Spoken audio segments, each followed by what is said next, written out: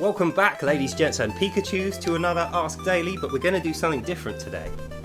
I thought we'd do something a little bit more fun with the thick and fast war content, and some preaching and stuff, so let's put that to one side, and let's just have a good laugh at my favourite jesters of the day, the British media. So, I want to preface this by saying, usually I don't do hit pieces. I don't criticise people too heavily, or I haven't for some time. But I think we need to tear some shreds off of these absolute dishonest, lying hypocrites and uncover the many lies they wish to sell us. And the reason is we need good information so that we can make good decisions in our lives. And this is the proof that we cannot any longer rely on the media, certainly not in this country, for that level of inquiry, that level of truth. So, without further ado, let's have a look at today's video by Spectator TV and roll up our sleeves for a little bit of media slaughtering. Enjoy. Owen, I will start with that JD Vance story, which is causing a lot of hubbub on Twitter at the moment. These guys just make it so easy for me. So we're 6 seconds in. Straight away we know the guy who you're talking to now is just called Owen. So even though they're going to dress him up as like a well-known political commentator of some renown, he actually is a nobody. He's just called Owen, and his information source is Twitter. Oh, and just so you know, an outburst in British English means a sudden increase in activity and or emotion accompanying a strong opinion. Now watch as this guy doubles down on his stupidity, then changes course and has the exact opposite opinion whilst giving his own outburst in reply to the leading inquiry of the host. So what we're going to see here is Owen Matthews, this absolute no-mark idiot.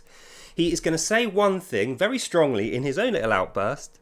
Then the second he is questioned by the host, he's immediately going to do a 180 turn and say the exact opposite of that. What did you make of his outburst last night? These guys are so amateur. So we know now we're talking about JD Vance. What did he say on his Twitter feed in relation to the peace summit attended by Zelenskyy? So what we're going to hear about now is a kind of blending together of what today's or yesterday's Twitter feed or JD Vance's Twitter feed said in relation to what was said at the meeting last week with Zelenskyy. And the first thing we know is he describes this, JD Vance's comments on Twitter, as an outburst. Yeah, it's extraordinary. JD Vance, some people thought that he was going to be like the smartest guy in the room, which in the Trump White House was a relatively low bar. But I mean, he had his admirers. He certainly is not a dumb guy, but his diplomacy by insult seems to indicate very clearly that he has no judgment whatsoever. And some people thought that JD Vance was going to be the smartest guy in the room, but he doesn't say who these people are. After checking his Twitter or his X feed, we find out it is his Twitter friend. So they're all left-leaning, neoliberal assholes. Like, these guys don't know anything about American politics. And just like this Owen Matthews chap, they're quite happy to be paid to say exactly what the host requires of them. So the only people who think JD Vance is going to be the smartest guy in that particular room are people that don't like Trump or the Republicans. It is Democrat supporting Europeans on Twitter. It is also, I think, a very clear indicator of poor character that JD Vance did actually was a very trenchant critic of Donald Trump. So updating and being able to change your opinion, being open-minded, means you have poor character. But only when it disagrees with you, Mr. Matthews. That's what you're really saying, isn't it? So poor character equals a person who now no longer agrees with me. Well, that's exactly what we expect from these libtard maniacs. So, for all his talk of his own sort of military service, I mean, he's a former US Marine, as we know, and his sort of bootstraps story from coming up from, dirt poverty in Appalachia and so on. Come on, Owen. So far, we know you're going to talk about someone's Twitter feed. You don't know them. You've never met them. And immediately, You're telling us they are of poor character and make bad decisions. They're a bad negotiator, suffering emotional outbursts when they should be negotiating. And your entire stock of evidence for this is your checking of Twitter and the echo chamber of your Twitter friends all agreeing with you. Also, just keep in your mind how he character assassinates JD Vance for his military background and calls it a story. That will become important later on. The guy is a liability. He's crass. He is extremely.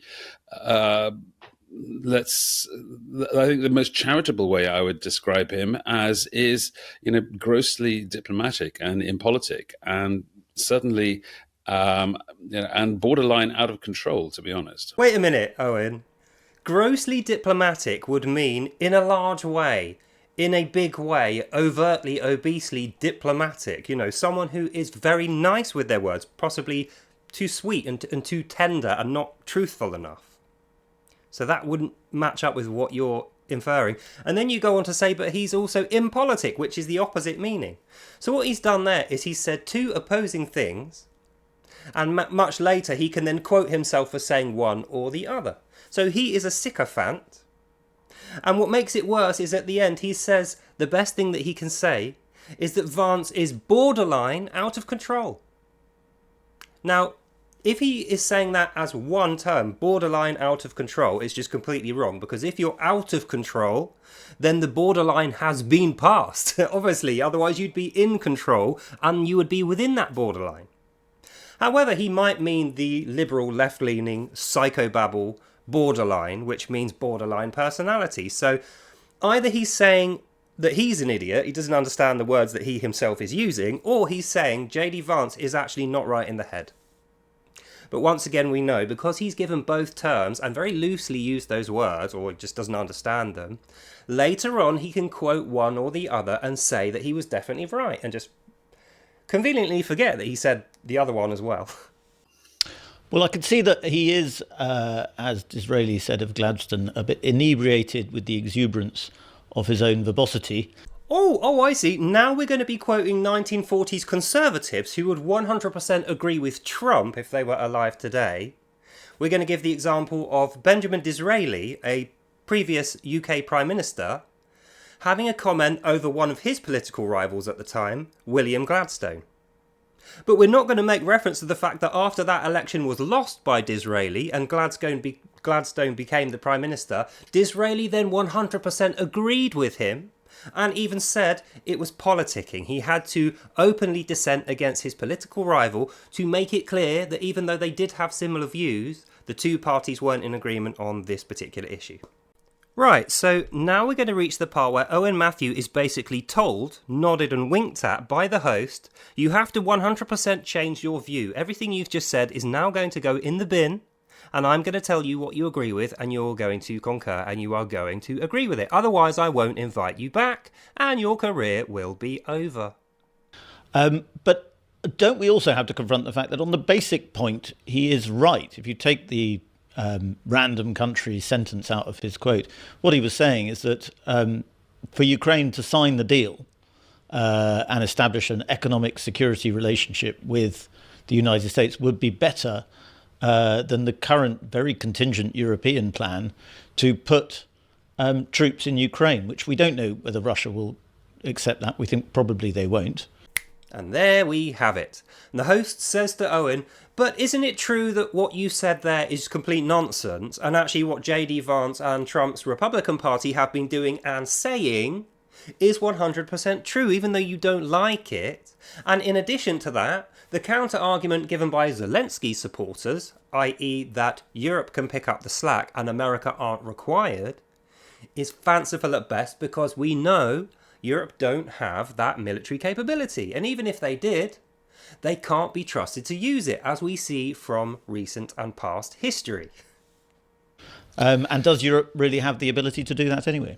Watch Owen's beady little eyes in the next segment. This is the part where he realises, hang on a minute, I don't have any skin in the game here. I don't care what happens in future, and I don't care if the things that I say turn out to be untrue, because I don't actually have any stake in the game. But I do have a stake in now, thinks Owen Matthews. I want to get invited back on this show because then I will continue to be paid and my career will flourish. And this is exactly why guys like this who don't have any children and don't have any stake in proceedings cannot be trusted and should be completely ignored. So the question put to him is, do Europe actually have the capability to come up with the goods that they promised if America were to stop military aid completely? And I think we all know what the answer is. But let's hear Owen's take on things.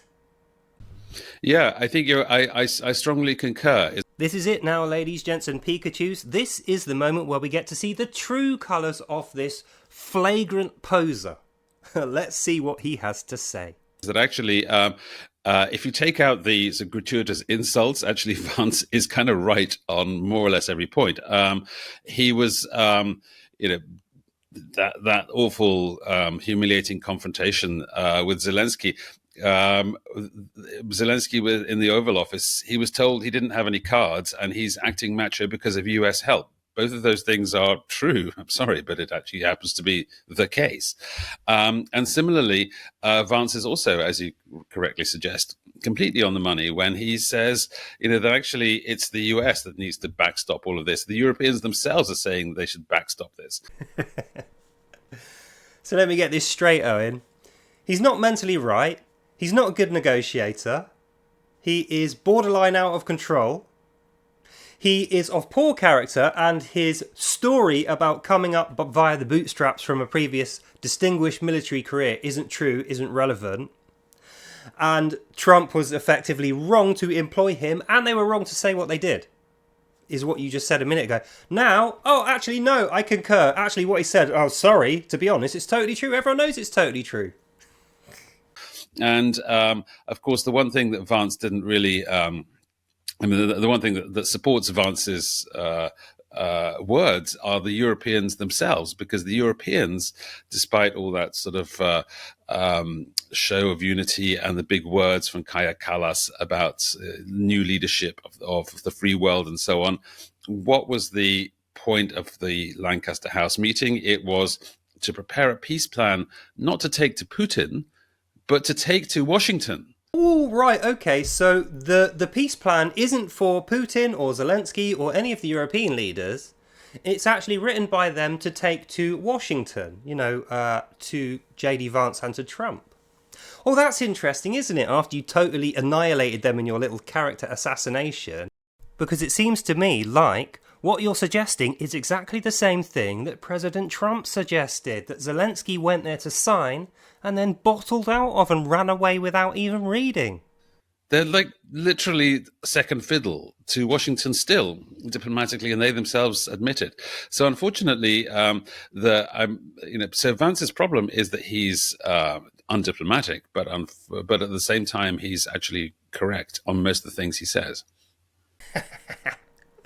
So I think now that we've seen the fullness of this guy's ridiculous nonsense statement, we can unpack and rebuild the truth from the remnants of these two men.